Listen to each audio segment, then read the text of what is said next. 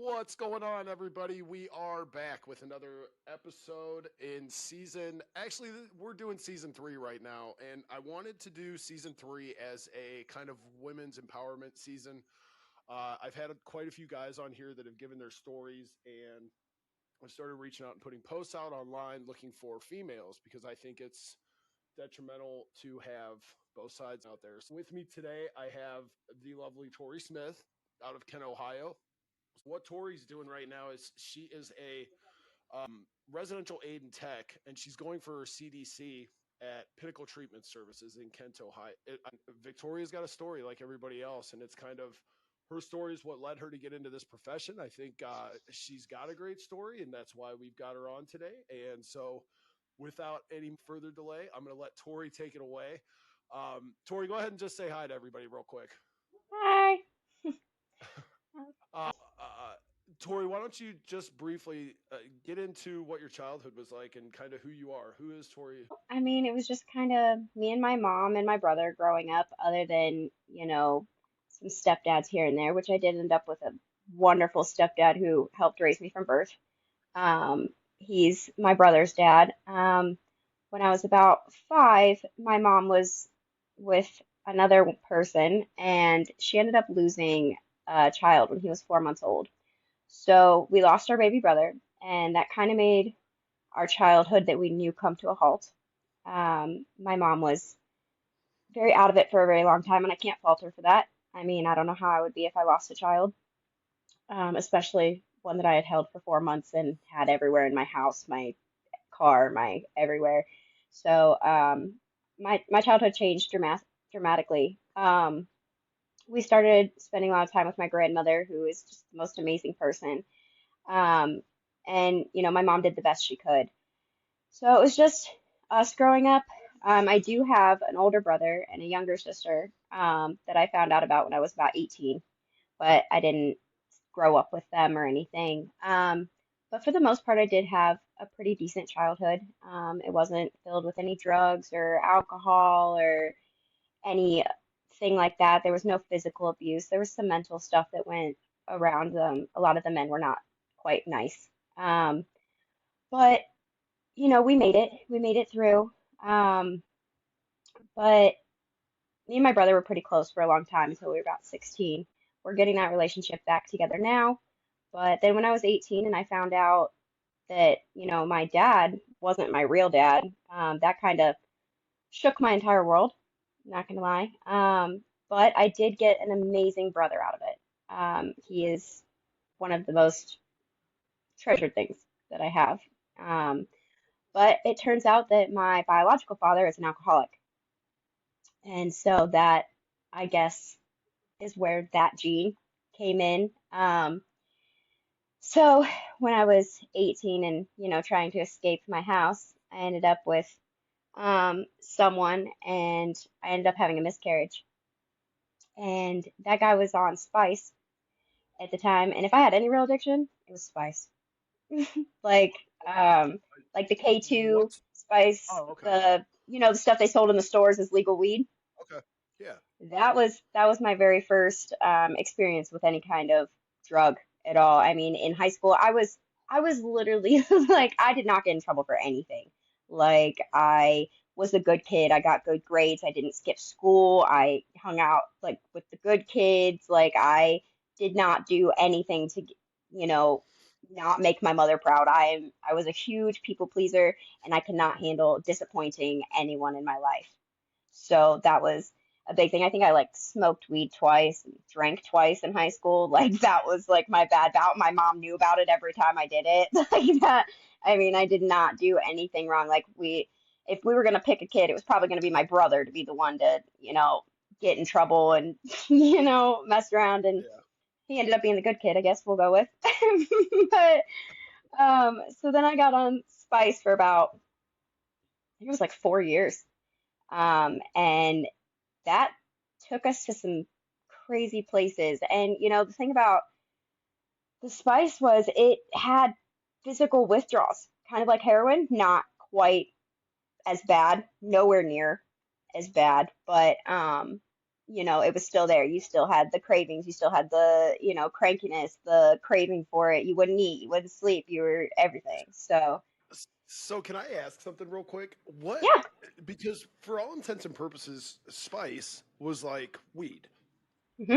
So, do you know what the physical difference was that made spice different from weed, where you would physically withdraw from it? And then I want to touch on another point real quick, but because I'm not They familiar with spice. they basically took like what a weed plant would be, maybe not weed specifically, but they took what like a marijuana plant would be, and then they would spray it with chemicals. So it was just covered in these chemicals. And then, when it started like affecting people, the FDA, started banning all of those chemicals. So then they started changing the chemicals and not testing them. And it got to the point where, right after I quit, actually, it started liquefying people's insides from like one or two hits. Like And this stuff it was was available at bad. gas stations. Yep, it was available everywhere. Well, And dude, it's crazy that so I'm just gonna talk real briefly about bath salts because I believe this was around the same time, right? it was, And yes. so for anybody that was a drug addict back in like mid 2000s, and I was a hardcore like heroin, meth, like that. Not to take away from anything that you called that was not at all the purpose of my comment, but I remembered a buddy of mine came over and he was talking about bath salts. And I'm like, what? I was like, what are you injecting and snorting bath salts for? And he's like, oh well, it's legal. You can get it at the store. And I'm like, wait, what? Say that again. And so he took me down to like the little head shop in Kent, and I walked in, and you were, for all intents and purposes, buying meth over the counter. Yeah. And it was way worse. Like I would do a little bit of it, and I would be up for 4 days, and I it was wild, but it was the same thing. People were going in and the spice. I never tried it because I'm an extremist. When I do something and I get to that next level, I'm looking for the next big thing. Right. I'm not going backwards to smoking weed anymore. I'm looking for how can I get even higher. And that's wild because they were selling all this stuff in the stores. It was crazy to say the least. That's a part of it too, because the guy I was with, he he wasn't the greatest, we'll go with sometimes, and he had a lot of rules for me. And me being a people pleaser, like I Yeah, okay, but I also have this thing that I discovered about myself that I rebel when people try to control me. And like, at the time when we were doing Spice, he was also doing bath salts. He was very anti-drug, but he was doing bath salts and he was doing it's legal, Spice and but it's all legal. that. Right? It's legal. It's legal. So, and actually, he was hanging out a couple of his friends that were genuine meth addicts, and they were like, "Oh my God, this is like the best meth I've ever had in my life," da da da da. And they were doing it constantly. And he looked at me one day and he was like, "You are never allowed to try speed." He's like, "You would annoy the living shit out of me. You are never allowed to try speed." Now that's back in like 2011. When I left him, that thought was still in the back of my brain, like, oh, I can't try speed. Okay, we're gonna do that now. Hold my sight. I'm like, yeah, no. So like, but see, I didn't realize that I would, because like I didn't like smoking weed. I didn't like drinking. I didn't like anything, but spice took me out of myself, you know? And like I was one of those people, like some people, like true weed smokers do not like spice because it's too high, like Yeah. it's too high. So like, but me, I needed to disappear. I went to like I would get so high that I would hallucinate, right? And like they called it, one of his friends was like, "Oh, she's going to Tory land again." And I swear every day after that time, this golden gates would appear and say Tory land, and I had the choice to either walk through the gates and be too high or stay out of the gates and not. And it was a whole experience. Like, have you seen the movie Inside Out or Osmosis Jones? No, I don't think so. Okay, well, basically, they're these movies about like what's going on inside your body. Like Osmosis Jones came back out in like the 90s, and it's like all of your blood cells are individual people, and the Tylenol is somebody, and all of that. Or like, and Inside Out is about your emotions in your head, right? And it's like Are physical they like people memory in your films, head, or are they like you watch them while you're high to like trip you out? Because that sounds right? like that would freak me out if the blood cells were all people in my body. It will like literally, I'd be sitting next to him, and the one day I was like punching him, and he's like, "What are you doing?" And I was like, "I'm sorry, the kids are on a field trip to my brain and they're in control right now." And like, he's like, "What?" Like it literally was like I was inside. Everybody was its own working part and person. Like there was once he was sitting there talking to me and I kept telling him, I was like, shh. And he's like, what? And I was like, shh, stop talking. And he's like, why? And I was like, because every time I open up my mouth, the vacuums are flying out and I'm losing all my vacuums and I'm just watching this counter go down. Like all these vacuums are flying off my tongue. Like it was What the hell? insane. I Like don't think I ever tripped like that on acid or on I anything. never did either. I never did either. I never experienced anything like that on acid or anything. Like, so that's what I needed in that time, or so I thought. I couldn't cope.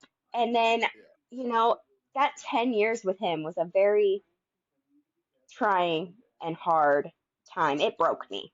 It was yeah, 10 years of my life and it broke me. But after 4 years, we got sober. And within 3 days of getting sober, I had my son, my first son. So I think that was just God, the universe, whoever you believe in, working its magic. I mean, and it kept me sober. It kept me off of spice, though I didn't really think about it as being sober because I didn't think I was a drug addict. It was just spice. It was legal. I got it from the store. It's not a drug. Just because, everybody else is pulling scrap out of yards to go get it or, stealing their mother's money out of their purse or anything, it's still legal. It's not a drug.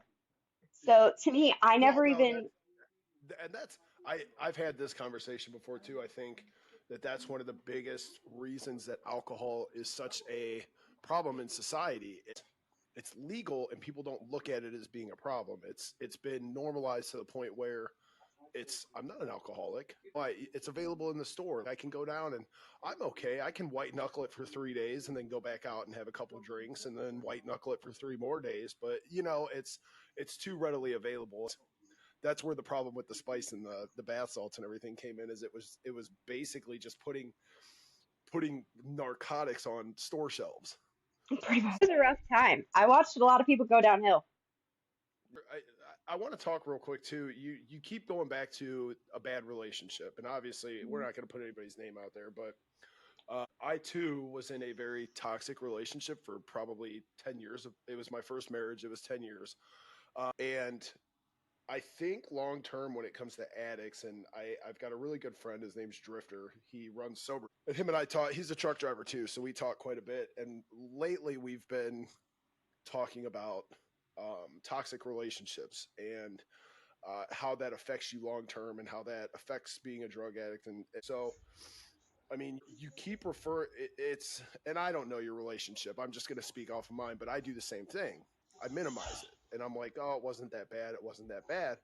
But here, 10 years later, and I'm only bringing this up because of the comments that you're making, and Hmm. I call people out, so I'm not calling you out No, on. you're I fine. don't know your relationship, but it's one of those things. I did the same thing for a long time where it was bad, but it wasn't that bad. It was, but now 10 years down the road, it caused so much trauma and like PTSD in me that I'm not even the same. It's taken me 4 years in my current marriage and relationship to get me back to that point where I'm like trusting, where I'm not questioning what she's going to do. And my wife, I trust my wife with every bit of my soul, but that past and that trauma and me minimizing it and not dealing with it on the front end, it's caused me long term to be like, I side eye everything. That little like light bulb flips on every time she says something that like flashes me back 10 years ago. I'm like, hold on a minute, wait, what? Like, I'm totally the same way. It was really bad. I mean, I ended up in a domestic violence shelter for about 3 months afterwards, because I was so terrified when I left. Um, yeah, it had gotten really bad in the end, and I was so, so terrified. And honestly, if it would not have been for three people in my life that, just like because I minimized a lot of it even while I was in it. I was miserable, but at the same time, like I wasn't I wasn't coping. I was like, okay, well, it's not as bad as it used to be, you know. But then it would get really bad again, and it I wasn't it. It was to the point where I didn't have friends anymore. Like I literally was not allowed to have friends. So I found a way to have friends. I became best friends with his oldest son's mom. And so, I mean, that's not really somebody you can kick out of I your love life. that. So, I mean, she was my very best friend. She was my ride or die for like a very, very long time. I mean, that woman helped save my life, and it let me keep my stepson. in my life afterwards. I helped raise that boy since he was 1 year old. And, I was in this relationship for 10 years. That boy was my heart and soul, just like my own two boys are. And so to this day, he's 13 and he's still a part of my life. And I love him with everything. And then, I became best friends with one of his friends. That he wasn't like one of the guys that, was a meth addict back in the day and, like was doing the bath salts with him and everything. I couldn't stand him back in the day. Oh my gosh, get that kid away from me. But, at some point, he had kids and I fell in love with his kids too. And they're like my little niece and nephew. They're my kids' best friends. And, he was one of those people. And his aunt, they are my, they were my three best friends. Like I found people that I knew would not leave me and I needed them and I needed their strength. Now I'm the one that pulled it out and found the strength to leave, but without them having my back, I wouldn't have made it out. And Yeah. to this day, I don't know if I'd have made it out alive. Well, and you even said, I mean, there has I post a lot on social media, and I I I'm very open about my family, and it's not all the good times. I post about the bad stuff too, because I don't ever want that false sense to like push out to people like, hey, life is great, my life is amazing. Hey, look at me. It's but you made a comment there, and 2 years ago I relapsed pretty hard. And I had thought about leaving my wife, and you made a comment about losing your stepson, and I have a 10-year-old stepson too, and my wife has helped raise my kids since they were little, and it's hard when I mean when you throw all that into the mix. And I wasn't trying to leave because of anything she did. I was leaving because of my own bullshit. You know what I mean? But then to think about losing the kids, I can only imagine being in a bad situation such as yourself, like where there's domestic violence, where there's what sounds like narcissism. I'm not gonna diagnose them, but I mean generally that's and what just sounds like toxic behaviors all around. I mean, if you're only allowed to have friends that were his relatives, but then you throw the kid in there and you're like, I can't leave. Like I can't. Even so, I commend you. I mean, for coming out of a toxic relationship. And there being kids involved. That's a huge step. That says a lot about you getting yourself out of there. I've been talking to somebody else recently that I keep telling her, I'm like, you have to choose you first. Like you you're no use to anybody else unless you love yourself and you put yourself first. So I commend you for getting out of that relationship. And it's It was it's great that literally you the shared hardest your. thing I've ever done. It was Oh, literally I'm the hardest sure. thing. I mean, I'm ripping sure. my kids away from their father. And don't get me wrong, we have a decent relationship now. We're good co-parents. But it took us a long time to get to that point. I'm not gonna Yeah. say that it didn't, but I can't Well, keep it's them from it's their you don't father. have So, control. Yeah, hmm it's there's no more control. So the there's no reason for him to fight with you because there's no more control. He knows he right. can't control you. So why is he? Yeah. No, that's good stuff though. I mean, don't get me So wrong. He there's took me to court 3 times for custody. So, well, that tends to be the game, and that drives me nuts too. I mean, even in my first marriage, the only time I wasn't allowed to see my kids was when I was being a complete piece of shit. Like there was like 2 years where, and even then my kids were still available to me. I just had to have visitation at my mom's house or at my sister's house.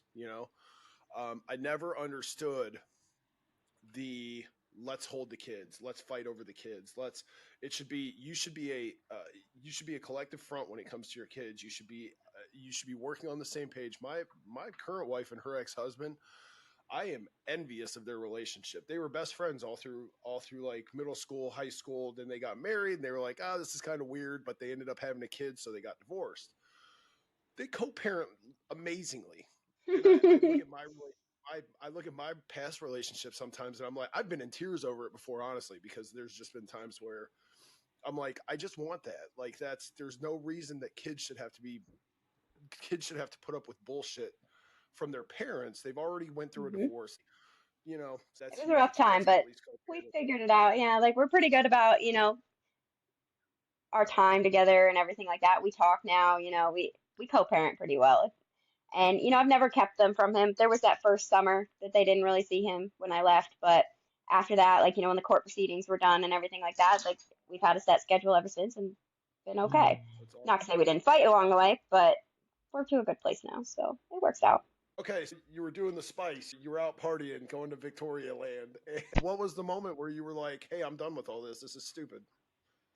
Um, Actually, it got to be too much, and like we were watching people just go down and down and down, and honestly, we just didn't want to do it anymore. But the weird thing about it was when you decided you were ready to be done with Spice, there was no withdrawals, there was no nothing. And like a friend of ours had come through, and he had been the worst person on Spice I had ever seen in my life. And he was like, "Yeah, dude," he's like, "I just when I decided I was done, I was done, and like I didn't feel anything, and I didn't need it." And we were like, "Bullshit." I mean, like with heroin, it doesn't matter. I mean, you're going through it. But like, I don't know what it was. It was like a brain chemistry thing. And so when we got sober, we went down to Tennessee and moved in with my mom and my biological father, who had gotten together after I was 18. So we moved down there to get to know him and just never went through anything, and we were done. We just didn't look for it down there. We just escaped the state, and you know, I didn't know where to get it, and I didn't look for it.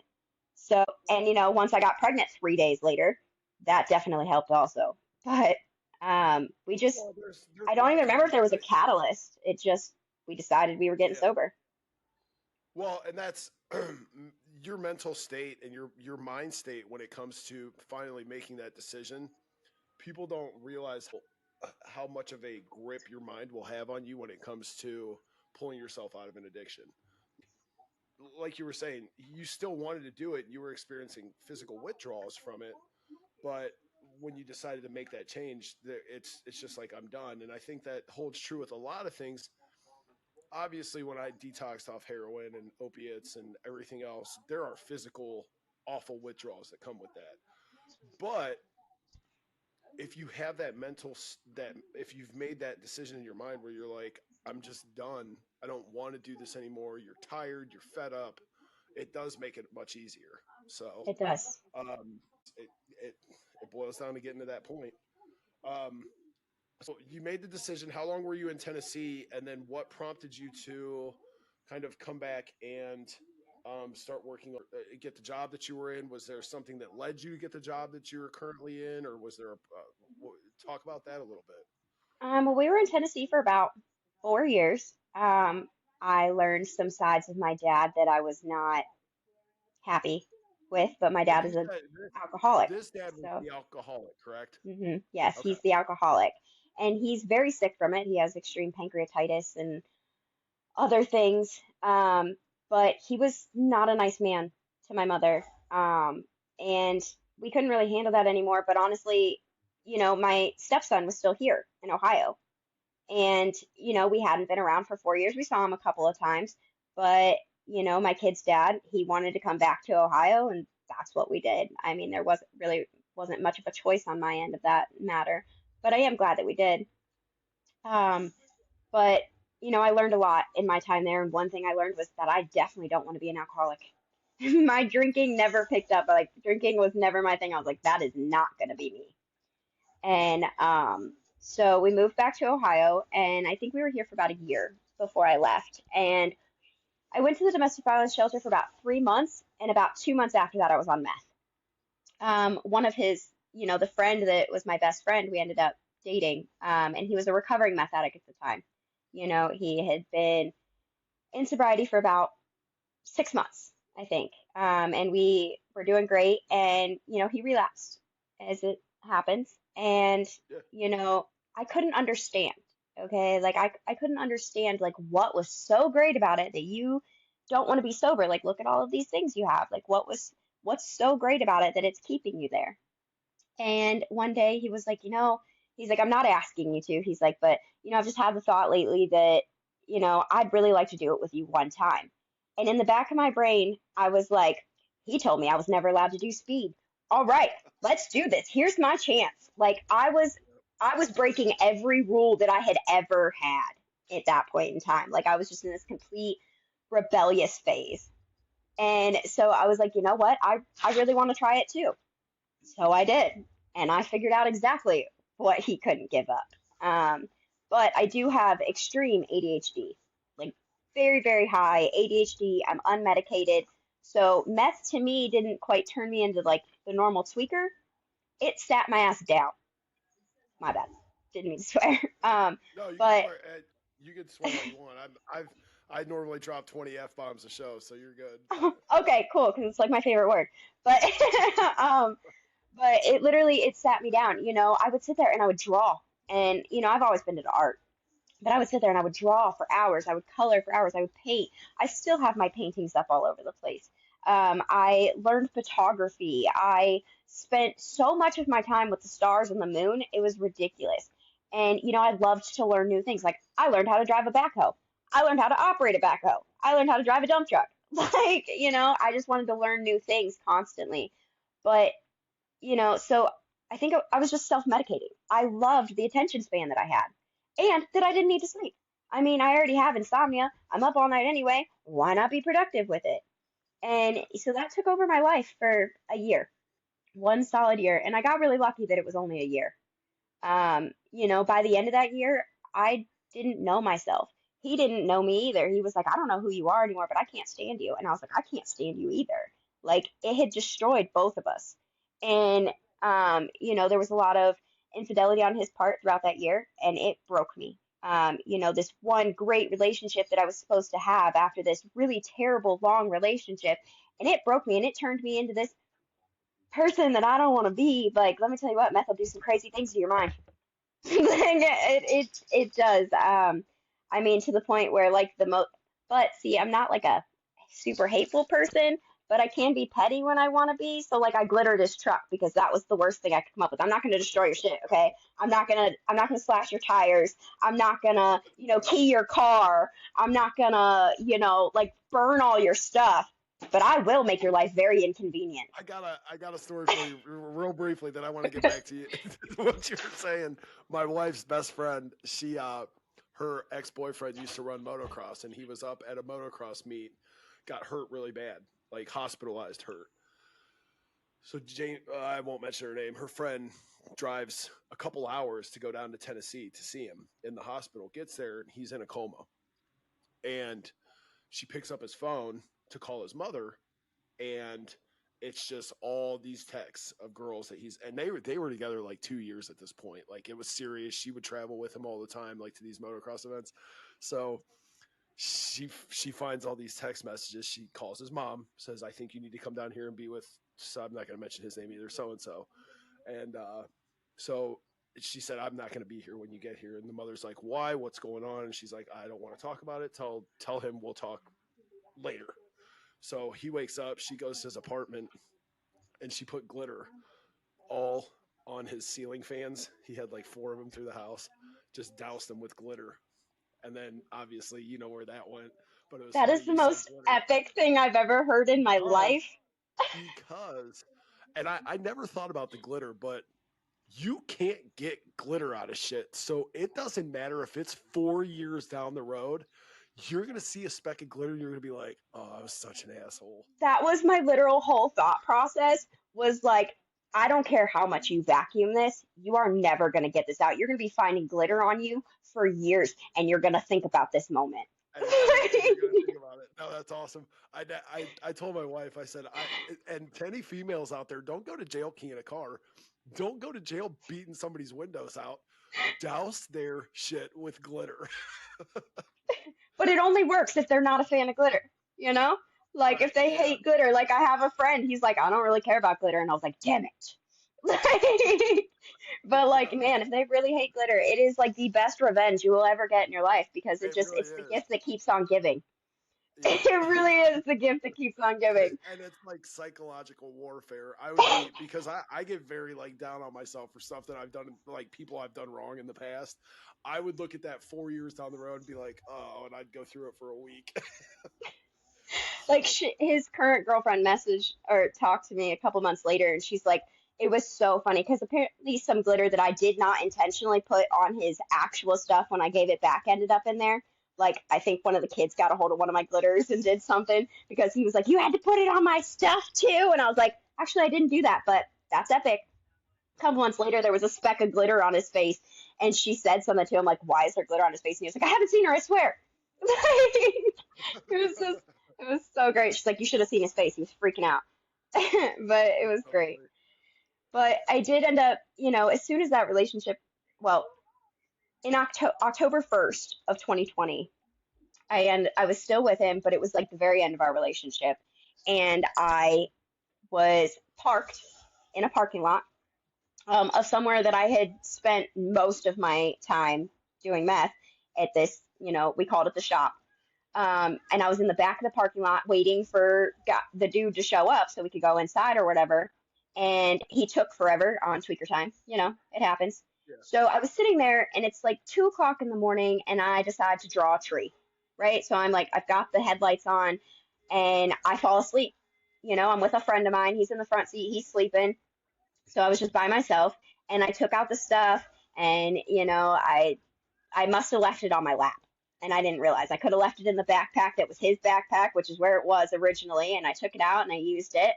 And apparently I had just been up for way too long and I couldn't stay awake anymore. So I fell asleep with my car running, with my lights on, just in the parking lot. So somebody saw that, thought I was overdosed on heroin, and so they called the cops. So I wake up to 2 ambulances and 6 cop cars surrounding me. And I'm like, oh my God. Like he's banging on the window, like, and he's like, hi. And I'm like, hi. Like, and he's like, are you guys okay? And I was like, oh yeah, we're totally fine, da da da. And he's like, well, can you step out of the vehicle for me? And I was like, sure, why not? And I open up the door and go to stand up, and the entire case falls open on the ground in front of him. And he's like, what's that? And I was like, speed. He's like, what kind of speed? He's like, meth. He's like, oh, okay. He's like, you want to get your buddy up over there? And I'm like, Mark, like, get up, get up, get up. And so, oh my God, like it was terrifying. And, I honestly am so grateful for one of these cops. I think it was shift change, honestly, because like I started with these couple of cops and then all of a sudden these sheriffs showed up. And I don't know, maybe I was just in a different jurisdiction or something. I don't know, but these sheriffs showed up. And so he takes over, and I wish I knew his name. I really do. I do not remember his name. And I have never seen him again. I've seen a lot of the other cops that were there that night, but I've never seen this man again. And he pulls me to the side and he's like, what are you doing? And I was like, I don't know. I don't even do it that often, which I mean, at that point was an everyday thing. For about 6 months had become every day. And I was like, it helps me concentrate. It helps me this. It helps me that. And he's like, I see a couple car seats in the back of your car. He's like, you a mom? I was like, I am. And he's like, where's your kids? And I was like, well, one of them's with my mom and one of them's with their dad right now. And he's like, okay. He's like, you trying to lose them?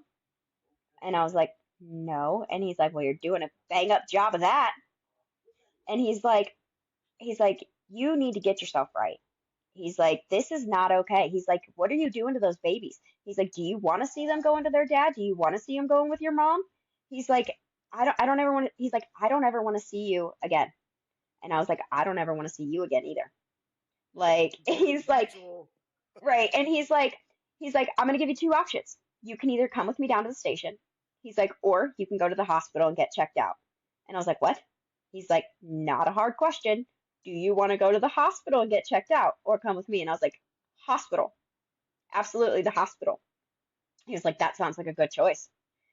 And so, then this other cop who had been talking to that buddy of mine, he comes over and he's like, we're not taking them. And he's like, what? And he's like, we're not taking them. He's like, they said we're not taking them. And that was so sketchy to me. I was like, wait, so this one cop is planning on taking us and this other cop just randomly comes over and goes, we're not taking them?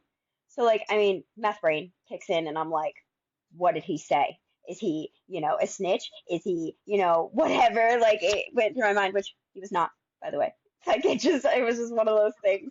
And so he told me, he's like, okay, we're going to go test this. And if it comes back as methamphetamines, you're going to have a warrant. And I was like, okay. Now, mind you, I don't know what to do with a warrant. I'm a good kid, okay? I don't get in trouble. I don't do bad things. I'm freaking out. And that was October 1st of 2020.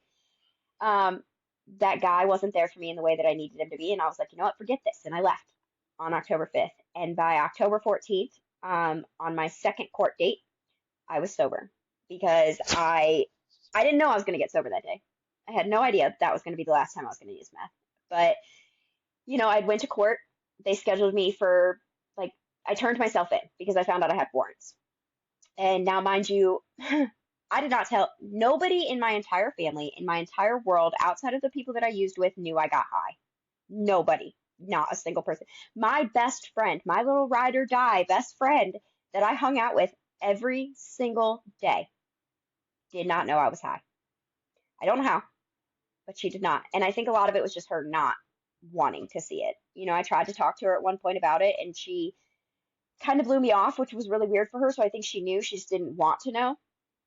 And so literally nobody knew. And that was like the hardest thing for me, was trying to figure out how to tell everybody, because now I have a warrant. I'm going to jail. And so my car got towed that day that I got my charge, right? And I was like, oh, it was at the shop and I don't know what happened. And like, it just seemed so sketchy. So, like, of course, people are just like looking it up, right? My mom's best friend looked it up. She's good at that stuff, and tells my mom. So thank God that that woman told my mom before me, because my mom had time to wig out on her best friend and freak out and whatnot first. But so she told her, and my mom comes to freak out on me, and I was like, hey, mom, you remember all of those times that I could have made your life a living hell in high school, and I could have done this, and I could have skipped school, and I could have been doing drugs, and I could have been, all of those things. She's like, are you asking me for a freebie right now? And I was like, yes. And she goes, you get one. And I was like, one's all I need. One's all I need. And like my mom totally like let it go, and she was mad, but she was there for me through the whole thing. I went, I got high the night before court because I'm going to jail. I'm going to go to jail high. Like, I mean, I'm not going to go in sober. And they sent me to book in, book out. So I did that, and um, they spelled my name wrong in the system. Me and my mom thought it was hilarious. Like, oh, they spelled your name wrong. Till I went back to court and they were like, oh yeah, she didn't book in, book out. And I was like, yes, I did. Yes, I did. They spelled my name wrong. We saw it on mobile patrol. So I had to go do it again. So the only time I've Oh, spent in jail, geez. thank God, was in a holding cell. But I literally was there in a holding cell for so long. I was supposed to go to probation afterwards. But I was in a holding cell so long that the probation officer was closed. So they told me to go on Monday, and by Monday my system was clean. So I never failed at probation, so I never had to go to jail. Thank God. I really lucked out. In a lot of ways, I've lucked out along the way. My meth didn't have any fentanyl in it. Thank God for that, because nowadays there is no meth anymore. We used to have a counselor at work that made a joke that it's just methanol. Like, it's just methanol now. So I was extremely lucky, that I did not end up with anything. But I went through my IOP. I did everything I was supposed to before the courts told me to. And I finished up everything with no probation violations or anything. And literally the day that I got released from probation, my sponsor also works in this field, and she called me. She said, "You want a job?" And I was like, "Hell yeah, I want a job." And with that day, I had a job at Recovery Works. And so I never went through, a detox meth. I stayed home and I slept for a couple of days, and I was really cranky. And I hung out with a lot of sober people, maybe not people that were sober, but not addicts, I guess we'll go with. Um, and to keep my mind busy. And, I had to keep my mind busy because I wanted it so much. But meth is a mental battle. So there's no physical withdrawal. So you don't go to detox for it. And, I think that that's wrong in a lot of ways, because staying away from it is the hardest part. It might not be a physical withdrawal. I might not relapse because I'm in so much pain that I can't handle it, or because I'm so sick and I need it.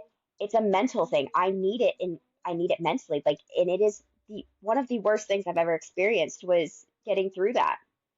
What I have to say, and that was one of the things I wanted to talk about with you as well too, was the fact that there's not beds available for people coming off meth. Now, I do understand the medical field's stance on that, but I will say, as a complete heroin junkie addict, the the things that I took away from detox the most was the support, the learning about where I could go to get help, them placing me in help, them placing me in like long term facilities. It's so I think maybe the the treatment industry is maybe dropping the ball on this. I don't know. What's your take Well, on what would be a lot of your times, a what lot would of be times they send them your to experience? residential. A lot of times they send them to a residential program, which does work. It's a 30-day program, and it's not as intense as like a detox because there's no meds for it. It's just kind of getting you off the street. But if that residential bed isn't available, like they're going to be right back out there when maybe there is a detox bed available. And occasionally we do take people for meth. It's very, very rare. Usually there's another substance involved also. But, you know, and like I feel like a lot of people know that the detoxes won't take them, so they won't make the call. They won't make the call for the help. And it just sucks. Like I have a lot of people that come in and they're like, "Yeah, I drank a beer just so I could come in here. I drank a twist of tea just so I could come in here." And the fact that you have to go and choose another substance to get into detox just so you can get yourself off the street, it sucks.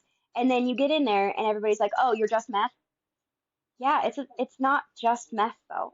It's a it's No. a battle just in itself. Like it might not be heroin. And I'm very glad that I never had any fentanyl, heroin, xylazine, anything in my stuff because this xylazine stuff is scary.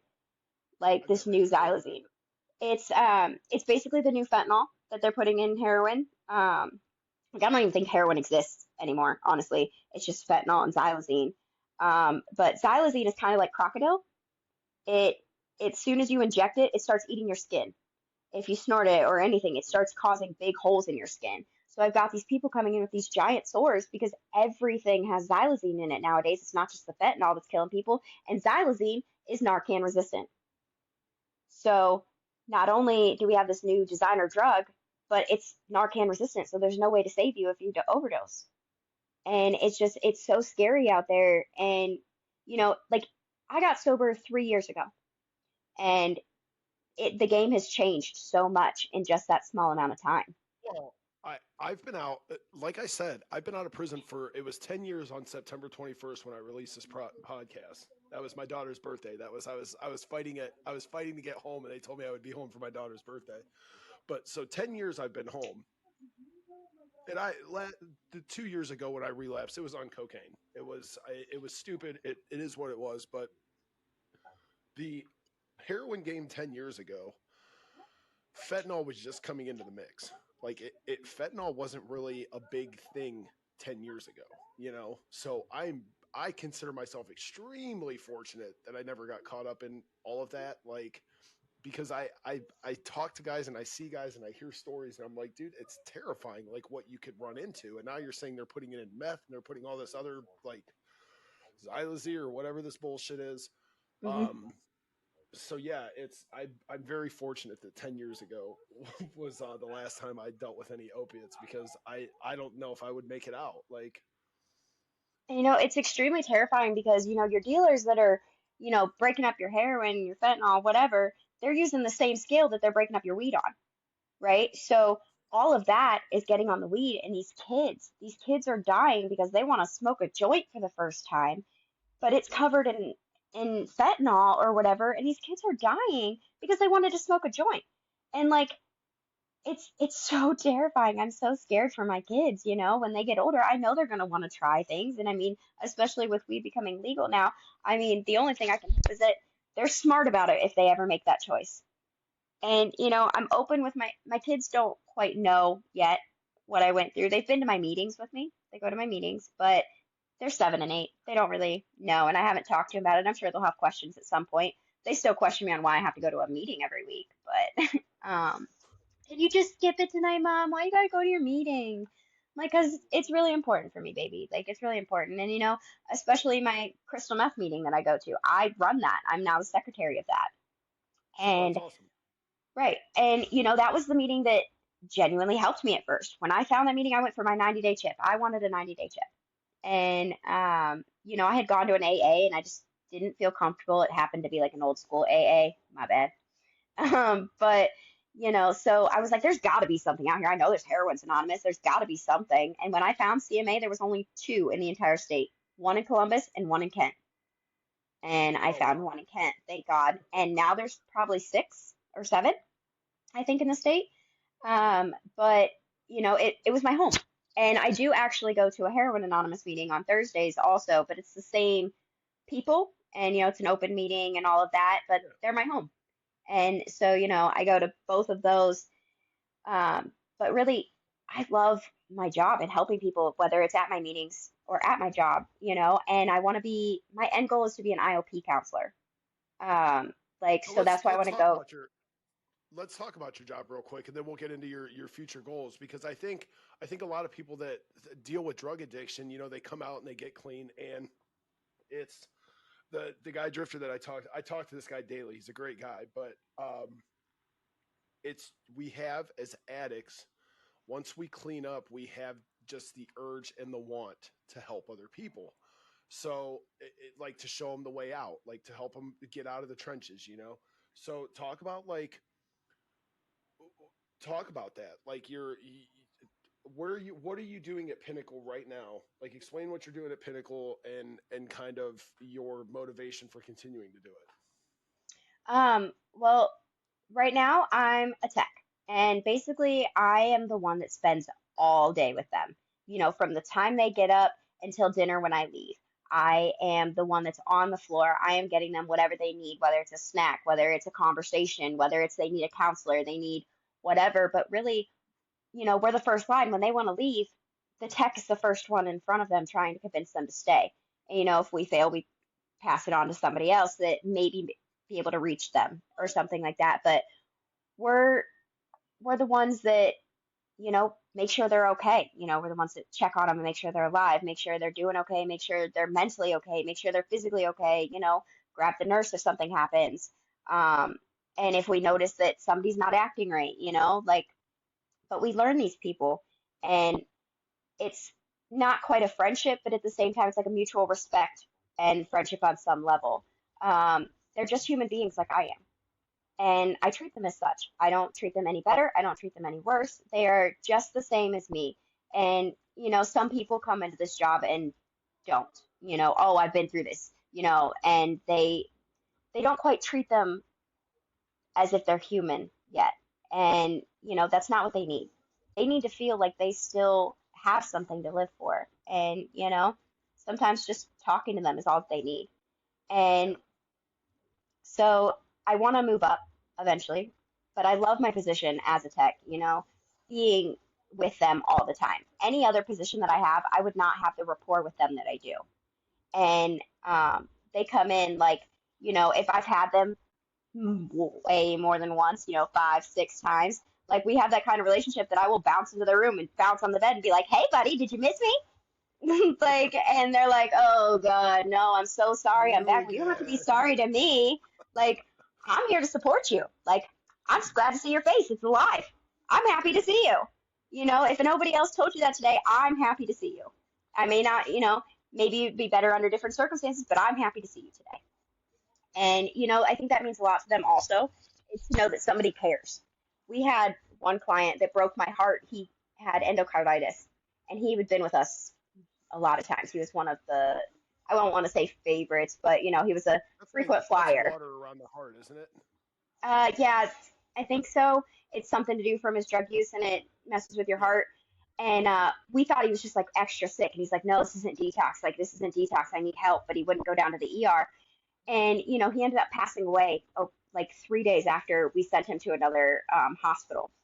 Um, and his roommate called us to tell us that he knew that he was dying, and he came to us because we were the only people in his life that he felt cared and loved him. And it broke our Well, heart. yeah, there's I remember it, and I've told this story. So for the listeners that are listening again, I'm sorry, but I'm going to tell it again because she hasn't heard it. But it's the whole level of compassion, you know. So I got caught burglarizing homes. I'm going to make it quick because I've told this story 100 times on here. The, You're the fine. the day that I got caught burglarizing the home, I was at a point where my mother, my family, my kids, I wasn't even allowed to see my kids at that point. I was homeless. There was no compassion. I remember, like, my brother came and picked me up one day. I was leaning up against a wall, like sitting against a wall at Chapel Hill Mall, and he just happened to be driving by. I had my phone charging on the inside of like the but he picks me up, and I get in the car, and he's like, man, he was like, you stink. Like, you smell like you smoked 10 packs of cigarettes. Like, what's going on? I was like, I don't have anywhere to go. And he's like, well, and nobody was letting me come stay with him. And I don't blame him. Like, I was stealing anything I could get my hands on. But the day, so to go, a month or so being completely homeless. And the day that I got caught in that house, the old man, it was the first ounce of compassion I had ever, because here I am. I'm like, I just got caught robbing your house. Like, you're safe. And like some other, your jewelry box is literally sitting right by your door. You catch me in your house. He was a little old man. And I break down in tears and I'm like, I'm so sorry. And I wasn't, again, I wasn't sorry I got caught. I was sorry because I knew I was hurting people. Like, I knew I was causing damage and I was so tired. Like, I was so tired, just ready to give up on everything. I just wanted out. Like, and so I was almost thankful, and I was thankful I was getting caught at that point, because I'm like, hey, I need somewhere to go, first of all. And, I told him, I said, I'm not going to put my hands on you. I said, just call the cops. Let's get this over with. And I walked out. I said, I'm going to go sit on your front porch. I said, don't touch me. I said, I have no intention on hurting you, on touching you or anything like that. The old man came out and he like stood beside me, and I'm sobbing on his doorstep. And he puts his hand on my shoulder and he was like, he was like, I can tell you're better than this. Like, don't. And it's that compassion. And that's always stuck with me. It's almost like a God moment where just that little ounce of compassion, it stuck with me all through prison. That man that had every right to either shoot me or scream at me or put his hands on me told me I was better than that. And all these people that I loved that I'd hurt, none of them were telling me that I was better than that at that point. They were all fed up. And this man that had no idea who I was, but yet I was about to walk out of your house with half your shit, you put your hand on your shoulder and you were like, hey, you're better than this. And it just stuck with me. And I think that's the biggest thing with addicts trying to get sober. And I commend you for doing it. Like you said, you're doing it on a day in and day out basis. You just show them compassion. You don't give them money. You don't give them a place to stay.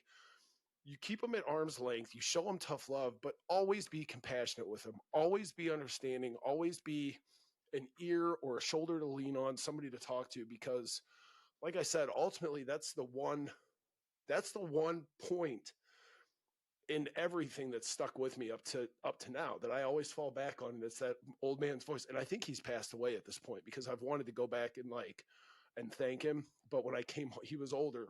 When I came home, one of my friends worked with him, and I think she had said that he had passed away. But I always wanted to thank him because, like I said, that little ounce of compassion, it's like a little mustard seed, and it's stuck with me, and it's grown into 10 years of me building a really great life for myself.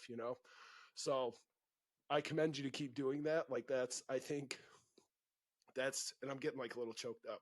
That's just something that, it's needed. People don't show drug addicts compassion. They're looked at as the scum of the earth. And so keep doing what you're doing.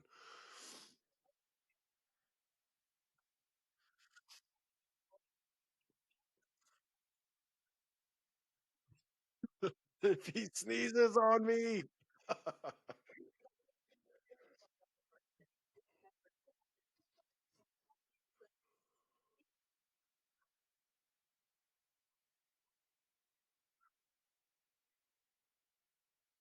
Yeah, why do you work in the medical field where it's the number one thing is to help people, and you're gonna, yeah, act like that? So, okay.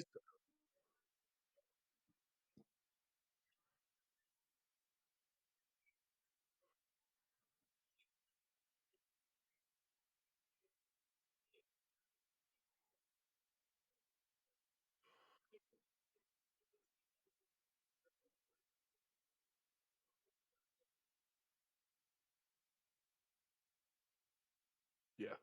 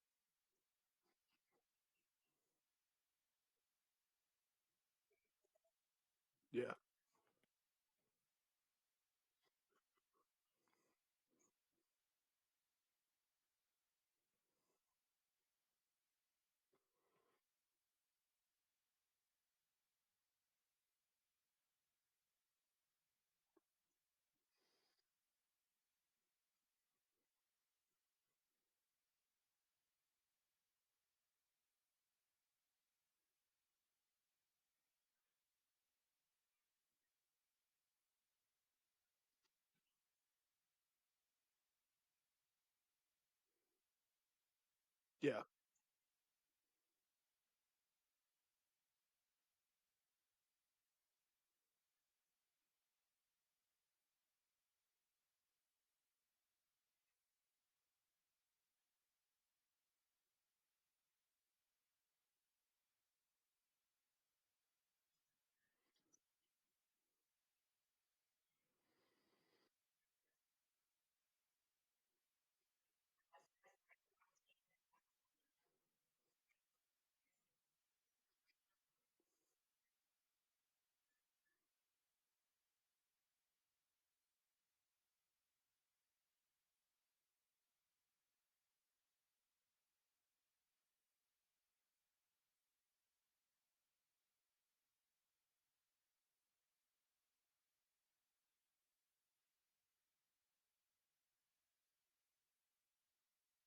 Yeah.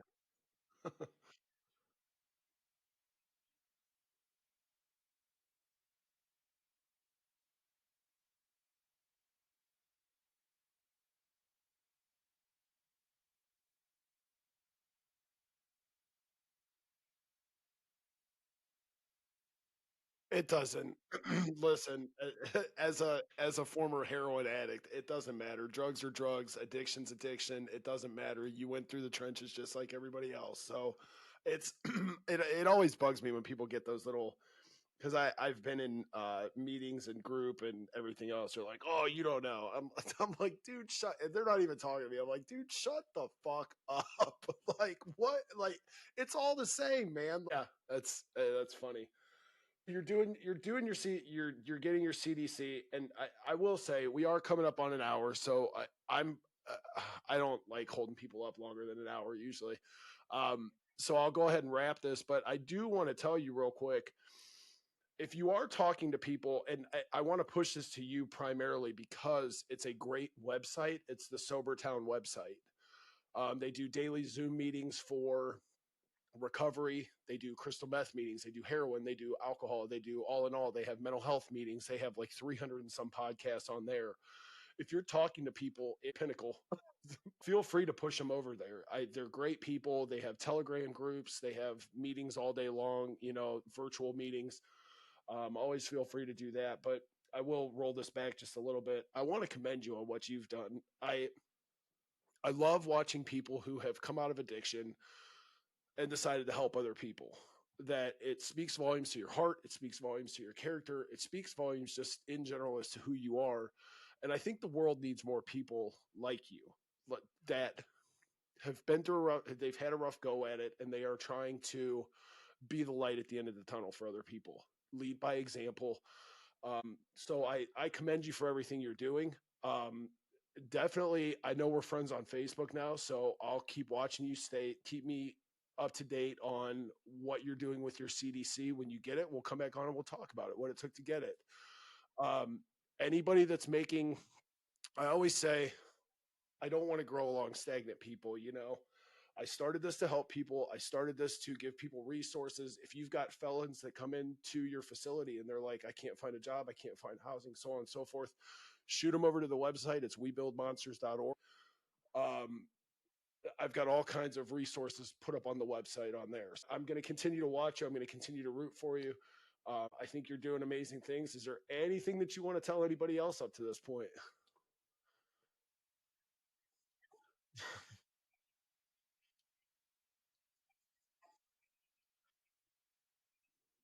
Well, thank you.